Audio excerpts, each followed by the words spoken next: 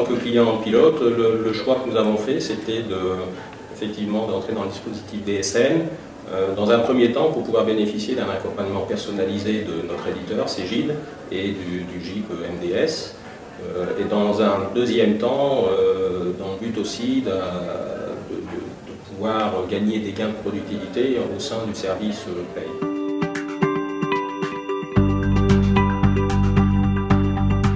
Alors, les premiers gains que nous avons perçus, c'est de ne plus effectuer les déclarations de mouvement de main-d'œuvre obligatoires pour certains de nos établissements, puisque nous sommes multi-établissements. Nous n'avons pour l'instant pas observé d'autres gains par rapport à l'utilisation de la DSN, mais à terme, nous espérons gagner, notamment au moment du passage pour le remplacement de la DSU. Jusqu'à maintenant, il n'y a pas eu d'impact sur l'organisation du service et je ne pense pas qu'il y en aura un à terme.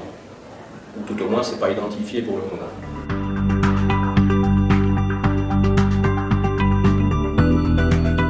Alors, par rapport à notre direction, c'est un retour des informations que je peux recevoir, notamment en participant aux réunions avec Cegid ou avec le GIP. Le service paye en pratique, puisque j'ai un de mes collaborateurs qui travaille avec moi sur le sujet. Et pour l'instant, on s'est limité à cette personne-là.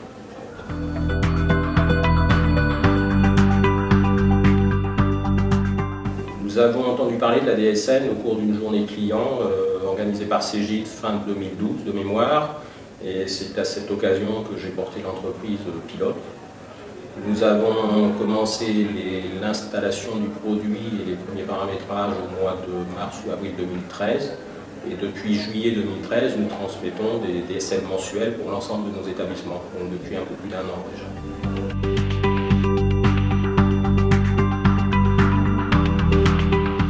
Alors, la première zone de vigilance, c'est l'identification des salariés. C'est le point très important pour démarrer la DSN, c'est d'avoir un fichier dans lequel l'identification des salariés est parfaite, date de naissance, lieu de naissance, nom de famille, enfin toutes ces données-là.